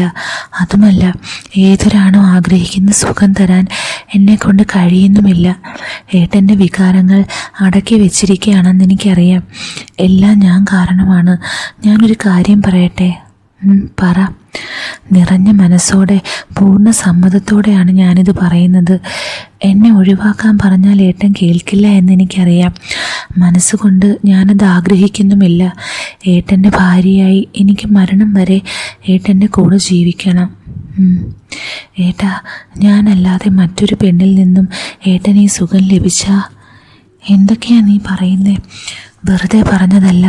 ഏട്ടൻ ഇഷ്ടമുള്ള ആരെ വേണമെങ്കിലും ഇവിടെ നമ്മുടെ റൂമിൽ വെച്ച് എനിക്കൊരു വിഷമവുമില്ല. നീ മിണ്ടാതെ കിടക്ക്, ഞാൻ വല്ലതും പറയും. സത്യം പറ, ഏട്ടൻ ആഗ്രഹമില്ലേ ഒരു പെണ്ണിൻ്റെ കൂടെ മനസ്സറിഞ്ഞൊന്ന് എല്ലാ രീതിയിലും ഉള്ള ബന്ധം വേണമെന്ന്? മോളെ, ഞാൻ തുറന്നു പറയൂ ഏട്ടാ, ഞാനല്ലേ ചോദിക്കുന്നേ. ഞാൻ ഇതുവരെ അങ്ങനെ പറയാതെ. സത്യം, എനിക്ക് അങ്ങനെ ഒരാഗ്രഹം നിന്നോട് മാത്രമേ തോന്നിയിട്ടുള്ളൂ. ഏട്ടാ, എന്നോട് ദേഷ്യമൊന്നും തോന്നരുത് ഞാനൊരു കാര്യം പറഞ്ഞാൽ. ഇല്ല, നീ പറ. ഏട്ടന് മറ്റൊരു പെണ്ണിൻ്റെ കൂടെ ചെയ്തൂടെ? എന്താ മോളെ ഇങ്ങനെ പറയണേ? ഞാൻ പൂർണ്ണ സമ്മതത്തോടെയാണ് പറയുന്നത്. ആരെങ്കിലും അറിഞ്ഞാ? അയ്യടാ കള്ള, അപ്പോൾ ആരെങ്കിലും അറിയുന്നതിലേ കുഴപ്പമുള്ളൂ അല്ലേ? ഒന്ന് പോയേടി. ഞാൻ ചുമ്മാ പറഞ്ഞതാ ഏട്ടാ, ആരും അറിയില്ല. ഇവിടെ നമ്മുടെ ബെഡ്റൂമിൽ വെച്ച് എൻ്റെ മുന്നിൽ വെച്ചാണെങ്കിൽ ആരറിയാൻ? എന്നാലും വേണ്ട, ഒരെന്നാലുമില്ല, സമ്മതിക്കണം. ഇനിയും ഇങ്ങനെ നേരി ജീവിക്കാൻ എനിക്ക് വയ്യ. ഒരു ദിവസം പോലും എനിക്ക് മനസ്സമാധാനം ഉണ്ടായിട്ടില്ല, അറിയോ? ഏട്ടൻ എന്നെ വഴക്ക് പറയുകയോ അടിക്കുകയോ ചെയ്തിരുന്നേൽ ഇത്രയും സങ്കടം വരില്ല എന്ന് തോന്നുന്നു. ഏട്ടൻ എന്നെ എത്രത്തോളം സ്നേഹിക്കുന്നു എന്നെനിക്കറിയാം. അതെനിക്ക് വല്ലാത്ത വേദനയും ഉണ്ടാക്കുന്നുണ്ട്. എനിക്കറിയില്ല ഏട്ടാ, നമ്മൾ ചെയ്യുമ്പോൾ എന്തോ ആ ഒരു ഫീൽ എനിക്ക് കിട്ടുന്നില്ല. മനസ്സിൽ ഞാൻ ആഗ്രഹിക്കുന്നുണ്ട് ഏട്ടന് വേണ്ടതൊക്കെ തരണമെന്ന്. പക്ഷേ ആ സമയം എത്തുമ്പോൾ എനിക്കെന്തോ അതിന് കഴിയുന്നില്ല. അതുകൊണ്ടാണ്, സമ്മതിക്കണം. ഇനി ഇങ്ങനെ ഭാര്യയുണ്ടായിട്ടും ശരിക്കുമുള്ള സുഖവും സന്തോഷവും അറിയാതെ എൻ്റെ ഏട്ടൻ വേറെ കെട്ടാമെന്ന് വിചാരിക്കേണ്ട. അതിന് ഞാൻ സമ്മതിക്കില്ല. എനിക്ക് വേണം എൻ്റെ പൊന്നിനെ. ആരെ വേണേലും ചെയ്തു, എങ്ങനെ വേണേലും എൻ്റെ എന്ത് സഹകരണവും ഇതിനുണ്ടാവും. ഇനി ആരെങ്കിലും വളയ്ക്കാൻ വല്ല സഹായവും വേണേൽ അതിനും റെഡി. ആരെങ്കിലും ഉണ്ടോ ഈ മനസ്സിൽ? ഒന്ന് പോടി, ഞാൻ ആരെക്കുറിച്ചും അങ്ങനെ ആലോചിച്ചിട്ടില്ല. പരിചയമുള്ള മുഖങ്ങൾ ഓരോന്നായി ആലോചിക്കുക. എന്നിട്ട് നല്ലൊരു ചരക്കിനെ തന്നെ കൊണ്ടുവന്ന് അവളുമായി രസിക്കുക. എന്തായാലും നിൻ്റെ പ്ലാനല്ലേ, നീ തന്നെ ഒരാളെ പറ. പറയാം, എന്നെ അടിക്കുകയും ചീത്ത വിളിക്കുകയോ ഒന്നും ചെയ്യരുത്. ഇല്ല, അങ്ങനെ പറഞ്ഞാൽ പോരാ. പിന്നെ സത്യം ചെയ്യ്, നമ്മുടെ കുഞ്ഞിനെ തൊട്ട്. സത്യം, ഞാൻ ആരോടും ഒന്നും പറയില്ല, പോരെ? ആളാരാ? ഏട്ടൻ്റെ ഫ്രണ്ട് തന്നെ. ആര്? കീർത്തനേച്ചി. കീർത്തനേച്ചിയോ? ഇതും പറഞ്ഞ് അങ്ങോട്ട് ചെല്ലുന്നേ, അവർ നിന്നെ ചെരുപ്പൂരി തല്ലും. അതൊന്നുമില്ല, അവരും ഒരു പെണ്ണാ. ഒന്ന് ഓർത്ത് നോക്ക്, എന്തേലും സുഖം അവരറിയുന്നുണ്ടോ? ശ്യാമേച്ചി പറഞ്ഞു. കുറേ എനിക്കറിയാം, പാവമാണ്. ജീവിതത്തിൽ എന്തെങ്കിലും സുഖം അവരും അറിയട്ടെ. സത്യത്തിൽ ഏട്ടനും ആ ചേച്ചിയും ഒരേ അവസ്ഥയിൽ തന്നെയല്ലേ? ഭർത്താവ് ഉണ്ടായിട്ടും വേണ്ട പരിഗണന അവർക്ക് കിട്ടുന്നുണ്ടോ? ഏട്ടൻ എല്ലാ സങ്കടവും പറയാൻ ആ ചേച്ചിയുണ്ട്. അവരുടെ സങ്കടം ആരോട് പറയും? അവരും ആഗ്രഹിക്കുന്നുണ്ടാവില്ലേ ഒരാണിൻ്റെ ചൂടേൽക്കാൻ? നീ പറയുന്നത് ശരിയാ, പക്ഷേ ഞാൻ ഇതുവരെ അവരെ അങ്ങനെ കണ്ടിട്ടില്ല. എൻ്റെ സഹോദരിയെ പോലെ മാത്രമേ ഞാൻ അവരെ ഇതുവരെ. സഹോദരിയെ പോലെ അല്ലാതെ സഹോദരിയൊന്നും അല്ലല്ലോ. ഒരു തരത്തിലുമുള്ള രക്തബന്ധവും നിങ്ങൾ തമ്മിലില്ല. നല്ല സുഹൃത്തുക്കൾ, എല്ലാ തരത്തിലും സഹായിക്കുന്നവർ കൂടിയാവണം. നിങ്ങൾ രണ്ടാളും ഒരേ പ്രശ്നത്തിൽ പെടുന്നവരാണ്. രണ്ടു പേർക്കും പരസ്പര സഹായമാകുമിത്. നിങ്ങളുടെ രണ്ടാളുടെയും ജീവിതം തന്നെ മാറും. എന്ന് വെച്ച് കുടുംബം തകരുകയൊന്നുമില്ല. ഞാനും കൂടി അറിഞ്ഞല്ലേ. ഒരു ചിന്ന വീടൊക്കെ വേണ്ടേ മാഷേ? ചിന്ന വീട്, ഇതും പറഞ്ഞ് അങ്ങോട്ട് ചെന്നാൽ മതി. അതുപോട്ടെ, ചേച്ചി സമ്മതിച്ചാൽ ഏട്ടൻ ചെയ്യോ? അത് ഞാൻ അപ്പോൾ ആഗ്രഹമുണ്ടല്ലേ? എടി, അത് പിന്നെ ചേച്ചിയെപ്പോലെ സുന്ദരിയായ ഇത്രയും നല്ലൊരു പെണ്ണിനെ ആരായാലും ഇഷ്ടപ്പെട്ടു പോകില്ലേ? അതാ ഞാനും പറഞ്ഞത്. എൻ്റെ ഏട്ടനെ പോലെ ഇത്രയും സുന്ദരനും സൽസ്വഭാവിയുമായ ചെറുക്കനെ ഏത് പെണ്ണിനാ വേണ്ടാന്ന് പറയാൻ പറ്റുക? എന്നാലും ഇതെങ്ങനെ മോളെ? ഏട്ടൻ ധൈര്യമായി അവതരിപ്പിക്കൂ. ബാക്കി നമുക്ക് നോക്കാന്നേ. പിന്നെ എനിക്കങ്ങും വയ്യ. നല്ലൊരു സൗഹൃദ ബന്ധമാണ്, അത് നശിപ്പിക്കാൻ എനിക്ക് വയ്യ. നല്ല സൗഹൃദമാണെങ്കിൽ ഒരിക്കലും അത് നശിക്കില്ല. ഏട്ടനൊന്ന് ശ്രമിക്ക്, ആലോചിക്കാം. എൻ്റെ ചേച്ചി, ഇതാണ് അവൾ പറഞ്ഞ കന്നന്തിരിവ്. എടാ മോനെ, അവരെ പൂർണ്ണമായും കുറ്റം പറയാൻ പറ്റില്ല. കുറേയൊക്കെ അവൾ പറഞ്ഞതിലും കാര്യമില്ലേ? എന്നോട് ദേഷ്യമുണ്ടോ ചേച്ചി? എന്തിന്? ആർക്കായാലും ദേഷ്യം വരില്ലേ? സാധാരണ രീതിയിൽ ദേഷ്യം വരും. ഇതങ്ങനെ അല്ലല്ലോ. പിന്നെ എടാ, അവൾ പറഞ്ഞത് സത്യമല്ലേ? ഞാനും നീയും തുല്യ ദുഃഖിതരല്ലേ ഒരു കണക്കിന്? എന്നാലും നമ്മൾ തമ്മിൽ ഒന്നുമില്ല എന്ന് വെച്ച് ദേഷ്യം തോന്നേണ്ട ഒന്നും എനിക്ക് തോന്നിയില്ല. പിന്നെ ഇത്രത്തോളം സഹകരണവും മനസ്സിലാക്കി പ്രവർത്തിക്കുകയും ചെയ്യുന്നൊരു ഭാര്യയെ കിട്ടുക എന്ന് വെച്ചാൽ പുണ്യം ചെയ്യണം. നിൻ്റെ നല്ല മനസ്സിൻ്റെ അവളെപ്പോലൊരു പെണ്ണിനെ നിനക്ക് കിട്ടിയത്. ശരിയാ ചേച്ചി, അവളെ വഞ്ചിക്കാൻ എനിക്ക് വയ്യ. അതിനിതെങ്ങനെ വഞ്ചനയാകും? അവൾ അറിഞ്ഞുകൊണ്ടല്ലേ, അവളുടെ സമ്മതത്തോടെ, അതും അവളുടെ മുന്നിൽ വെച്ച്. അവളങ്ങനെ പറഞ്ഞു, ശരി തന്നെ. എന്നാലും അവൾക്കത് സഹിക്കാൻ പറ്റുമോ? അവൾക്കെന്നല്ല, ഏതെങ്കിലും പെണ്ണിന് സഹിക്കാൻ കഴിയുമോ? എല്ലാ പെണ്ണിനും പറ്റില്ല, പക്ഷെ അവൾക്ക് പറ്റും. അതെന്താ? അവളെക്കൊണ്ട് പറ്റാത്ത കാര്യം മറ്റൊരാളിലൂടെ നിനക്ക് സാധിപ്പിച്ചു തരണമെന്നേ അവൾ ഉദ്ദേശിച്ചുള്ളൂ. മാനസികമായി നിങ്ങൾ തമ്മിലുള്ള അടുപ്പം ഒരിക്കലും പോവുകയും ചെയ്യരുത്. എന്നാൽ ശാരീരികമായി നിനക്ക് ലഭിക്കേണ്ടതായ സന്തോഷം എല്ലാം കിട്ടുകയും വേണം. അവൾ എന്താ എൻ്റെ പേര് പറയാൻ കാരണം എന്നറിയാവോ? ഇല്ല, ഞാനാകുമ്പോൾ ഒരിക്കലും നിൻ്റെ ജീവിതത്തിലേക്ക് വരില്ല. 2 മക്കളുമായി കഴിയുന്ന ഒരു പെണ്ണ്, മക്കൾക്കായി മാത്രം ജീവിക്കുന്ന പെണ്ണ്. ശാരീരിക ബന്ധം തീരെ ഇല്ല എന്ന് തന്നെ പറയാം. അങ്ങനെയുള്ള ഞാൻ നീയുമായി ഒരു ബന്ധമുണ്ടായാൽ അത് ശാരീരിക ബന്ധം മാത്രമായി നിലനിൽക്കും. ഒരിക്കലും കൂടെ താമസിക്കണമെന്നോ നിന്നെ സ്വന്തമാക്കണമെന്നോ ഞാൻ പറയില്ല. അതവൾക്ക് നല്ല ഉറപ്പുണ്ട്. പിന്നെ പ്രായത്തിലെ വ്യത്യാസവും നമ്മൾ തമ്മിലുള്ള അടുപ്പവും. ഇത്രയും ബുദ്ധി അവൾക്കുണ്ടായിരുന്നു അല്ലേ? പെണ്ണിനെ അത്ര എളുപ്പത്തിൽ മനസ്സിലാക്കാൻ കഴിയില്ല മോനെ. അതുപോട്ടെ, നിനക്കിനി എന്നോട് അങ്ങനെ വല്ല താല്പര്യവുമുണ്ടോ? ഇല്ല ചേച്ചി, അവൾ പറഞ്ഞത് അതുപോലെ ഞാൻ പറഞ്ഞെന്ന് മാത്രം. എന്തോ ചേച്ചിയോടൊന്നും ഒളിച്ചു വെക്കാൻ എനിക്ക് കഴിയില്ല. എന്നാലും എപ്പോഴെങ്കിലും മനസ്സിൽ എവിടെയെങ്കിലും ഒരിഷ്ടം? ഇല്ല ചേച്ചി, സത്യമായി ഒരിക്കൽ പോലും ഞാൻ മറ്റൊരു രീതിയിൽ ചേച്ചിയെ. എനിക്കറിയാം, ഞാൻ വെറുതെ ചോദിച്ചെന്നേ ഉള്ളൂ. നിൻ്റെ മുന്നിൽ നിൽക്കുമ്പോൾ ഞാൻ എൻ്റെ വസ്ത്രങ്ങൾ പോലും നോക്കാറില്ല. സാരി മാറിക്കിടക്കുന്നുണ്ടോ, എന്തെങ്കിലും കാണുന്നുണ്ടോ എന്നുള്ള ചിന്ത പോലും എനിക്ക് വരാറില്ല. അത്രയ്ക്കും വിശ്വാസവും ഉറപ്പുമാണ് എനിക്ക് നിന്നോട്. അങ്ങനെ തന്നെയാണ് ചേച്ചി, ഇനിയും അങ്ങനെ തന്നെ ആയിരിക്കും. ഇതിൻ്റെ മാസ്റ്റർ ബ്രെയിൻ ആരാണെന്ന് നിനക്ക് മനസ്സിലായോ? ഏതിൻ്റെ? ഈ പ്ലാനിൻ്റെ? ഇല്ല, ശ്യാമയോ? അവളാണ് എൻ്റെ പേര് നിർദ്ദേശിച്ചത്. അതെങ്ങനെ ചേച്ചിക്കറിയാം? എടാ, അവൾക്കല്ലേ എൻ്റെ കാര്യങ്ങൾ അറിയൂ. അവളോടല്ലാതെ മറ്റാരോടും ഞാൻ ഇതുവരെ എൻ്റെ കാര്യങ്ങൾ പറഞ്ഞിട്ടില്ല. അവൾ എന്താ ചേച്ചിയുടെ പേര് പറഞ്ഞത്? അവളും ഒരു പെണ്ണായതുകൊണ്ട് എൻ്റെ പ്രയാസം അവൾ മനസ്സിലാക്കി, അത് തന്നെ കാര്യം. എന്നാലും അവൾ ഇത്രയ്ക്ക് ഫോർവേഡ് ആകുമെന്ന് ഞാൻ കരുതിയില്ല. അവളെ ഒന്ന് കാണണം. ചേച്ചി ചതിക്കല്ലേ, ഇതിപ്പോൾ ആകെ കൂടി അടിയാകുമോ? ഒരിക്കലുമില്ല, അതൊക്കെ ഞാൻ നോക്കിക്കോളാം. അവൻ്റെ ഫോൺ വെച്ചത് മുതൽ ഞാൻ വല്ലാത്തൊരവസ്ഥയിലായിരുന്നു. അവൻ്റെ വാക്കുകൾ അവനെ എനിക്ക് നന്നായി അറിയാം. ഒരിക്കൽ പോലും അവൻ എന്നെ വേറൊരു രീതിയിൽ നോക്കിയിട്ടില്ല. മനഃപൂർവ്വം സാരി അല്പം മാറ്റി വയറൊക്കെ കാണുന്ന രീതിയിൽ അവൻ്റെ മുന്നിൽ നിന്നിട്ടുണ്ട്. വേണ്ടാത്തൊരു നോട്ടം പോലും അവനിൽ നിന്നും ഉണ്ടായിട്ടില്ല. ഈ കാലത്ത് ഇങ്ങനെയും ചെറുപ്പക്കാരുണ്ടോ എന്നുപോലും ഞാൻ ചിന്തിച്ചിട്ടുണ്ട്. എന്നോടൊന്നും അവൻ മറച്ചു വെച്ചിട്ടില്ല. തുണിയുടുക്കാതെ അവൻ്റെ മുന്നിൽ നിന്നാലും അവൻ മറ്റൊരു കണ്ണോടെ എന്നെ നോക്കില്ല. അതെനിക്കുറപ്പാ. അവനെ വിശ്വസിക്കാം. കീർത്തനയുടെ മനസ്സിൽ രചനയുടെ വാക്കുകളായിരുന്നു. സത്യമല്ലേ അവൾ പറഞ്ഞത്? എന്ത് ജീവിതമാണ് എൻ്റേത്? ഭർത്താവ് എന്തെങ്കിലും സുഖം നൽകിയിട്ടുണ്ടോ? മാനസികമായോ ശാരീരികമായോ? അയാളെ മാത്രം ആലോചിച്ച് അയാൾക്ക് വേണ്ടി ജീവിച്ച് തീരുന്നു. എന്തെങ്കിലും എൻ്റെ ഇഷ്ടം അയാൾ ചോദിച്ചിട്ടുണ്ടോ? എന്തെങ്കിലും സ്നേഹത്തോടെ തന്നിട്ടുണ്ടോ?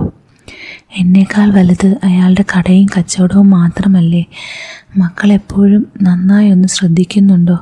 അവരുടെ ആവശ്യങ്ങൾ, അവരുടെ ഇഷ്ടങ്ങൾ ഒന്നും അയാൾക്കറിയണ്ട. സത്യത്തിൽ അയാൾ ഞങ്ങളെ വഞ്ചിക്കുകയാണ്. അയാളുടെ സുഖത്തിന് വേണ്ടി മാത്രമാണ് അയാൾ ജീവിക്കുന്നത്. ഞാനോ അയാൾക്ക് വേണ്ടി സ്വന്തം ഇഷ്ടങ്ങൾ വേണ്ടാന്ന് വെച്ച് ജീവിക്കുന്നു. ഇനിയും വയ്യ. എനിക്കും അറിയണം ജീവിതത്തിൽ ഇതുവരെ അറിയാത്ത സുഖങ്ങൾ. എല്ലാ പെണ്ണിനെയും പോലെ ഞാനും ഇനി മുതൽ ജീവിതം ആസ്വദിക്കും. എനിക്ക് പിന്തുണയായി ശ്യാമ കൂടെയുണ്ട്. അതുമതി. മക്കൾ അറിയാതെ നോക്കണം. മക്കൾ മാത്രമല്ല, മറ്റാരും. ശ്യാമയെ രചനയെ മാത്രം അറിയുന്ന രഹസ്യം. എന്തിനു പേടിക്കണം? മറ്റെവിടെ വെച്ചുമല്ല, അവളുടെ ബെഡ്റൂമിൽ അവളുടെ മുന്നിൽ വെച്ച് അവളുടെ സമ്മതത്തോടെ. അവൾ കാണട്ടെ എങ്ങനെ ഒരാണിനെ തൃപ്തിപ്പെടുത്താമെന്ന്, ഒരാണും പെണ്ണും തമ്മിൽ എങ്ങനെ പരസ്പരം സന്തോഷം നൽകുമെന്ന്. ഒരു പക്ഷേ അത് കണ്ടെങ്കിലും അവൾക്കൊരു മാറ്റം ഉണ്ടായാൽ. എന്തായാലും നിപുണിൻ്റെ മനസ്സ് മാറ്റണം. പെണ്ണൊരുമ്പെട്ടാൽ പിന്നെന്ത്? അവനെ മാറ്റിയെടുക്കാൻ ഒരു പണിയുമില്ല. എന്നെപ്പോലൊരു പെണ്ണിനെ ഇഷ്ടത്തിന് ചെയ്യാൻ കിട്ടിയാൽ അവൻ വേണ്ടെന്ന് പറയുമോ? ഒരിക്കലുമില്ല. അവനൊരാണാ, വികാരവും വിചാരവുമുള്ള ആണ്. അവൻ്റെ കൂടെ അവൻ്റെ മാറിൽ ചൂടുപറ്റി കിടക്കണം. അവനോട് അതിനെപ്പറ്റി ഒന്നും ഞാൻ സംസാരിച്ചില്ല. എന്തായാലും ഇത്രയും കാത്തു. എന്നാൽ ഇനി രചനയുടെ പ്രസവം കഴിഞ്ഞ് അവൾ കൂടി ഉഷാറായി വരട്ടെ, എന്നിട്ട് മതി. ശ്യാമയോട് എൻ്റെ താല്പര്യം പറയാം. എല്ലാവരും തമ്മിൽ അറിഞ്ഞിരിക്കട്ടെ. അതാകുമ്പോൾ അതാണ് നല്ലത്. ഞാൻ ശ്യാമയെ വിളിച്ചു. ഹലോ ശ്യാമേ. ആ ചേച്ചി, എന്തൊക്കെയുണ്ട്? സുഖമാണോ? സുഖം. നീ എവിടെ? ഞാൻ വീട്ടിലുണ്ട്. അമ്മയ്ക്ക് സുഖമാണോ? 2 ദിവസമായി വിളിച്ചിട്ട്. അമ്മ സുഖമായിരിക്കുന്നു. പിന്നെ നീ ഫ്രീ ആണെങ്കിൽ ഇങ്ങോട്ട് വാ. എന്തു പറ്റി ചേച്ചി? ഒന്നുമില്ലടി, നിന്നെ ഒന്ന് കാണാൻ. വരാം. 2 ദിവസം കഴിഞ്ഞ് മതിയോ? മതി, നിൻ്റെ സൗകര്യം പോലെ. പിന്നെ വീട്ടിൽ വിളിച്ച് അമ്മയോടും അച്ഛനോടും കുറേ സംസാരിച്ചു. അവരുമായി സംസാരിച്ചപ്പോൾ ചെറിയൊരു കുറ്റബോധമൊക്കെ ഉണ്ടായിരുന്നു. പിന്നെ തോന്നി അവർ തന്നെ കണ്ടെത്തിയ ആളുമായല്ലേ ജീവിതം തുടങ്ങിയത്. അയാളെ കൊണ്ട് കൊള്ളാഞ്ഞിട്ടല്ലേ മറ്റൊരാളെ നോക്കേണ്ടി വന്നത്. എന്തിനിത്രയും കുറ്റബോധം? അതിൻ്റെ ഒരു ആവശ്യവുമില്ല. 2 ദിവസം കഴിഞ്ഞ് ശ്യാമ വന്നു. എന്തേ ചേച്ചി പതിവില്ലാതെ കാണാനൊരു കൊതി? അതെന്തേ? നിന്നെ കാണാൻ എനിക്ക് കൊതി തോന്നിക്കൂടെ? അങ്ങനല്ല, ഇതിനു മുമ്പ് ചേച്ചി ഇങ്ങനെ പറഞ്ഞിട്ടില്ല, അതാ ഞാൻ. അതൊന്നും അല്ലടി, എന്നും ഇതുപോലെ കഴിഞ്ഞാൽ മതിയോ എന്നൊരു തോന്നൽ. എന്ത് പറ്റി ചേച്ചിക്ക്? നീ രചനയോട് പറഞ്ഞ കാര്യം തന്നെ. രചനയോടോ? എന്ത് കാര്യം? മോളെ ഉരുളാതെ. നിപുണെല്ലാം എന്നോട് പറഞ്ഞു. ചേച്ചി, ഞാനത്. നീ എന്തിനാ വിയർക്കുന്നേ? ഞാൻ നിന്നെ വഴക്ക് പറയാൻ വിളിച്ചു വരുത്തിയതല്ല. എന്നാലും എടി, ഞാനൊരു തീരുമാനമെടുത്തു. എനിക്കും മറ്റുള്ളവരെ പോലെ ജീവിക്കണം. ഭർത്താവ് മരിക്കുകയോ വിവാഹം കഴിക്കാതിരിക്കുകയോ ചെയ്തിട്ട് ഇങ്ങനെ ചെയ്യുകയാണെങ്കിൽ കുറ്റബോധം തോന്നാം. ഇതങ്ങനെയാണോ? ഭർത്താവ് ഉണ്ടായിട്ടും വിധവയെ പോലെ. ഇനി അങ്ങേർക്ക് വേണ്ടി എൻ്റെ ജീവിതം തുലയ്ക്കാൻ വയ്യ. എത്രയോ വർഷങ്ങൾ ഞാൻ പാഴാക്കി. ഇനിയുള്ള ദിവസമെങ്കിലും ഞാനൊന്ന് ആസ്വദിക്കട്ടെ.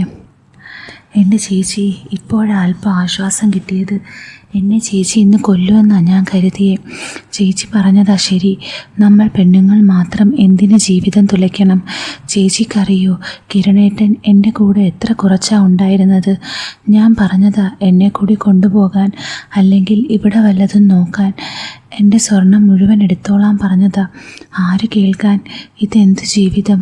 ഈ പ്രായത്തിൽ അറിയേണ്ടതും ചെയ്യേണ്ടതും വയസ്സാം കാലത്താ ചെയ്യാൻ പറ്റുമോ? എനിക്കില്ലേ മോഹങ്ങൾ. ഇതൊന്നും അറിയാതിരുന്ന സമയത്ത് ഒന്നും പ്രശ്നമല്ലായിരുന്നു. ഇതെന്നെ സുഖം അറിയിച്ച് എന്നിലെ പെണ്ണിനെ ഉണർത്തി. എന്നിട്ടിപ്പോൾ ഏട്ടൻ ഒറ്റപ്പോക്ക്. കാശ് മാത്രം മതിയോ? ഏട്ടൻ്റെ സ്നേഹം, സാമീപ്യം എല്ലാം ഞാനും കൊതിക്കുന്നുണ്ട് ചേച്ചി. സത്യത്തിൽ ചേച്ചി മാത്രമല്ല, ഞാനും ഇതേ അവസ്ഥയിലാണ്. അതാ ഞാൻ രചനയോട് ചേച്ചിയുടെ പേര് പറഞ്ഞത്. ഞാൻ കൊടുത്തോളാം എന്ന് എനിക്ക് അവളോട് പറയാൻ പറ്റുമോ? ചേച്ചിയാകുമ്പോൾ പതുക്കെ എനിക്കും വല്ലപ്പോഴും. എടീ ഭയങ്കരി, നീ ആൾ കൊള്ളാലോ. പിന്നെ മറ്റൊരു കാര്യം കൂടിയുണ്ട് ചേച്ചി. അതെന്താ? രചന നമ്മൾ വിചാരിക്കുന്ന പോലെയല്ല. അവൾക്ക് ആണിനെ തൃപ്തിപ്പെടുത്താൻ കഴിയില്ല, പക്ഷേ പെണ്ണിനെ തൃപ്തിപ്പെടുത്താൻ കഴിയും. അവളെ സുഖിപ്പിക്കാനും പെണ്ണിനെ കഴിയൂ. നീ എന്താ പറയുന്നേ? അവൾ ലെസ്ബിയനാണോ? അതെ, പക്ഷേ അത് അവൾക്ക് പോലും അറിയില്ല. നീ എങ്ങനെ അറിഞ്ഞു? ഒരിക്കൽ കൗൺസിലിങ്ങിന് ഞാനാണ് അവളുടെ കൂടെ പോയത്. അന്ന് അവളെ മാറ്റി നിർത്തി എന്നോട് സംസാരിച്ചു. അവൾ ഇത്തരം സ്വഭാവമുള്ളവളാണ്. അതുകൊണ്ടാണ് ഭർത്താവിനെ മറ്റൊരു സ്ത്രീക്ക് അനുഭവിക്കാൻ കൊടുക്കാൻ അവൾക്ക് വിഷമമില്ലാത്തത്. അവൾ ഉള്ളിൽ ലെസ്ബിയനാണ്. പക്ഷെ ഒരിക്കൽ പോലും അവൾ അങ്ങനെ എന്നോട് പെരുമാറിയിട്ടില്ല. അവളെ നമുക്ക് സുഖിപ്പിക്കണം ചേച്ചി. നമുക്ക് നിപുണേട്ടൻ്റെ കൂടെ പൊളിക്കണം. ഇത് കേട്ട കീർത്തന അവളോട്, വേണം, അവൻ ഇഷ്ടമാണെങ്കിൽ ഞാൻ റെഡിയാണ്. ഇനിയും വയ്യ. കുഴിച്ചുമൂടിയ ആഗ്രഹങ്ങളെല്ലാം സാധിക്കണം. സുജിയേട്ടൻ പറഞ്ഞ് ചെയ്തിട്ട് ഞാൻ പൂർണ്ണ സംതൃപ്തി അറിയാൻ പോണില്ല. അയാൾ എന്തൊരു പൊട്ടനാ. എന്നെപ്പോലൊരു മുതലിനെ കിട്ടിയിട്ട് നേരാവണ്ണം ഉപയോഗിക്കാൻ അറിയണ്ടേ? അയാൾക്ക് പെണ്ണിനെ തൃപ്തിപ്പെടുത്താൻ അറിയില്ല. നിനക്കറിയോ എത്ര രാത്രി അയാൾ എന്നെ മൂടാക്കിയിട്ട് കിടന്നുറങ്ങിയിട്ടുണ്ടെന്ന്? ഞാൻ ആക്റ്റീവായി തുടങ്ങുമ്പോഴേക്കും അയാൾക്ക് മടുത്തു കാണും. എനിക്കും സുഖിക്കണം, ഒരു പെണ്ണാവണം. ആണിൻ്റെ കൂടെയുള്ള പരിപൂർണ്ണ സന്തോഷം എനിക്കും അറിയണം. എനിക്കും അതെ. ചേച്ചിയുടെ അനിയൻ ആൾ പുലിയാ, പക്ഷെ ഇപ്പോൾ അടുത്തില്ലല്ലോ. ഉള്ളപ്പോൾ എന്നും വേണം. ഇത്രയും മൂത്ത് നടക്കുവാണോ അവൻ? ചേച്ചിയുടെ അല്ലേ അനിയൻ, കഴപ്പില്ലാതിരിക്കോ? നീയും മോശമൊന്നും അല്ലല്ലോ. എങ്ങനെ അടക്കുന്നു നിൻ്റെ സൂക്കേട്? ദൈവമായിട്ട് ഓരോ വഴി കാണിച്ചു തന്നിട്ടുണ്ടല്ലോ, അങ്ങനെ അടക്കും. ശ്യാമ ഒന്ന് കണ്ണിറുക്കി കാണിച്ചു. കീർത്തനയ്ക്ക് കാര്യം മനസ്സിലായി. ചേച്ചിയുടെ അനിയനാണെങ്കിൽ തെറിയും പറഞ്ഞ ഞങ്ങൾ തമ്മിൽ അതൊക്കെ ചെയ്യുന്നത്. എനിക്കും തെറിയൊക്കെ കേട്ട് ചെയ്യുന്നതാണ് ഇപ്പോൾ ഇഷ്ടം. എൻ്റെ ചേച്ചി നിപുണേട്ടനെ നമുക്ക് 2 പേർക്കും എന്തായാലും എടുക്കാം. അവൾ ഓരോന്ന് വിസ്തരിച്ച് പറയുന്നത് കേട്ട് കീർത്തനയ്ക്ക് എന്തോ പോലെയൊക്കെ ആയി തുടങ്ങിയിരുന്നു. ശ്യാമയ്ക്കത് മനസ്സിലായി. അവൾക്കും എന്തിനോ ഒക്കെയുള്ള ആഗ്രഹങ്ങൾ തോന്നി തുടങ്ങിയിരുന്നു. ഞാൻ സുഖിപ്പിക്കട്ടെ എൻ്റെ ചേച്ചി പെണ്ണിനെ. നീ എന്നെ തെറി വിളിച്ചാൽ മതി. ഞാനും അറിയട്ടെ തെറി കേൾക്കണ സുഖം. നിനക്ക് തെറി കേൾക്കാൻ ഇഷ്ടമാണോടി കീർത്തന ഡാഷ് മോളെ? ഇഷ്ടമാണടി ശ്യാമ ഡാഷ് മോളെ. നിന്നെ ഞാനിന്ന് തെറി വിളിച്ച് കൊല്ലുമടി ഡാഷ് മോളെ. അങ്ങനെ നാത്തൂനും കൂടെ പരസ്പരം തെറിയും പറഞ്ഞ് ആ രാത്രിയിൽ തമ്മിൽ ആഘോഷമാക്കി. പിന്നെ അവിടെ മത്സരമായിരുന്നു. 2 പേരും തകർത്തു. രാവിലെ ഉണർന്നപ്പോൾ 2 പേർക്കും ചെറിയ നാണം. എന്താടി നീ ചിരിക്കുന്നേ? പിന്നല്ലാതെ, രാത്രിയിൽ കണ്ട ആളല്ലല്ലോ ഇത്. കുളിച്ച് കുറിയും തൊട്ട്. രാത്രി അങ്ങനെയൊക്കെ എത്രയെന്ന് വെച്ചാടി, സഹിക്കാൻ പറ്റുന്നില്ല. അതിനെന്താ എൻ്റെ ചേച്ചി പെണ്ണെ, നമ്മൾ ഇന്നലെ തന്നെ തീരുമാനിച്ചതല്ലേ ഇനി മുതൽ നമ്മൾ തിമിർക്കുമെന്ന്. അതെ. കുറച്ചു നേരം അവർ തിരക്കിലായിരുന്നു. ഫ്രീ ആയപ്പോൾ ശ്യാമ രചനയെ വിളിച്ചു. രചനക്കുട്ടി എന്ത് പറയുന്നു? സുഖമാണ് ചേച്ചി. ഇപ്പോൾ എത്ര മാസമായി? 8 ആവുന്നു. എന്തായാലും നിൻ്റെ പേരും പിറപ്പും കഴിയട്ടെ. എന്തിനാ ചേച്ചി? നീ ഒരാഗ്രഹം പറഞ്ഞില്ലേ? എന്ത്? നിൻ്റെ കെട്ടിയോനെ കൊണ്ടുള്ള മറ്റേ കാര്യം. അതൊക്കെയാണ് കേട്ടോ. ആയോ? ആരാ ആള്? ഞാൻ പറഞ്ഞ ആള് തന്നെ. ആര്? കീർത്തനേച്ചിയോ? സമ്മതിച്ചോ? സമ്മതിപ്പിച്ചു. എങ്ങനെ? ചേച്ചിയും പെണ്ണല്ലേ, ആദ്യം സമ്മതിച്ചില്ല, കുറേ ചീത്ത വിളിക്കുകയും ചെയ്തു. പിന്നെ ഞാനാരാ മോള്, അങ്ങ് സമ്മതിപ്പിച്ചു. ആണോ? ഇനി ഏട്ടനും കൂടി ഓക്കെ ആയാൽ നല്ലൊരു കാഴ്ച കാണാം, എൻ്റെ ഏട്ടൻ സന്തോഷിക്കുന്നതും. അപ്പോൾ നിനക്ക് വേണ്ടേ? അത് ഏട്ടനുണ്ടല്ലോ, അത് മതിയോ? പിന്നെ ഞങ്ങൾ വരട്ടെ നിന്നെ സന്തോഷിപ്പിക്കാൻ. ഞങ്ങളോ? ആടി, ഞാനുമില്ലേ. പിന്നെ എടി ചേച്ചി, എന്നാൽ പിന്നെ നിനക്കങ്ങ് നേരെ വന്നാൽ പോരായിരുന്നു എൻ്റെ ചേച്ചി? ഞാൻ മാത്രം സന്തോഷിച്ചാൽ മതിയോടി. എൻ്റെ നാത്തൂനൊന്നുമില്ലാതെ കഷ്ടപ്പെടല്ലേ. അയ്യോ, എന്തൊക്കെയായി പറയണേ? ആദ്യമായാണോ കേൾക്കണേ? പോയ ചേച്ചി, എന്നിട്ട് എന്നാ ഇങ്ങോട്ട് വരണത്? അതാ പറഞ്ഞത് നിൻ്റെ പേര് കഴിയട്ടെ എന്ന്. അതെന്താ, എന്തിനേച്ചി ഇനിയും വൈകിക്കണത്? ഏട്ടനെ ഞാൻ സമ്മതിപ്പിക്കാം. അതല്ലടി പെണ്ണെ, ഞങ്ങൾ മാത്രം സന്തോഷിച്ചാൽ മതിയോ? നിനക്കും വേണ്ടേ? എനിക്കുള്ളതൊക്കെ ഏട്ടൻ തരുന്നുണ്ട്, അത് തന്നെ അധികമാ. ഏട്ടൻ തരുന്ന പോലല്ല പെണ്ണെ ഞങ്ങൾ തരുമ്പോൾ. അയ്യേ, എനിക്കെങ്ങും വയ്യ. എന്തോന്ന് കയ്യേ, അവിടെ ഞങ്ങൾ വന്നു കഴിഞ്ഞ് മനസ്സിലാകും നിനക്ക്. അതൊക്കെ നമുക്ക് ശരിയാക്കാം പെണ്ണെ. എന്തായാലും നിൻ്റെ പ്രസവം കഴിയട്ടെ. അപ്പോഴേക്കും നിൻ്റെ നിപുണേട്ടനെ നല്ലോണം മൂപ്പിച്ച് നിർത്ത്. എന്തായാലും നീ നിപുണനെ റെഡിയാക്കുക കേട്ടോ. അത് ഞാൻ ഏറ്റു ചേച്ചി. അതിനുശേഷം ഓരോന്നാലോചിക്കുകയായിരുന്നു രചന. അവൾ വെറുതെ സങ്കല്പിച്ചു, കീർത്തനേച്ചിയും ശ്യാമേച്ചിയും എന്തൊരു ഭംഗിയാ രണ്ടിനും. ഇരുനിറമാണെങ്കിലും കീർത്തനേച്ചി ഒരു അപാര മുതൽ തന്നെ. അധികം തടിയില്ല, എന്നാൽ മെലിഞ്ഞിട്ടുമല്ല. എന്താ മുഖത്തിൻ്റെ ഐശ്വര്യം! ചിരി തന്നെ കാണാനൊരഴക. പിന്നെ ആ കണ്ണുകൾ, ഓ എന്തൊരു ഭംഗിയാ! ചെറിയ നുണക്കുഴിയും. പ്രത്യേകത മുഴുവൻ ചേച്ചിയുടെ പല്ലിന്, കോന്ത്രം പല്ല്. പക്ഷേ കാണാൻ ഭയങ്കര ഭംഗിയാ. ഉടയാത്ത ശരീരം. ചേട്ടനും കീർത്തനേച്ചിയും ഞാനും ശ്യാമേച്ചിയും, ഓ ഓർത്തിട്ട് കുളിര് കോരുന്നു.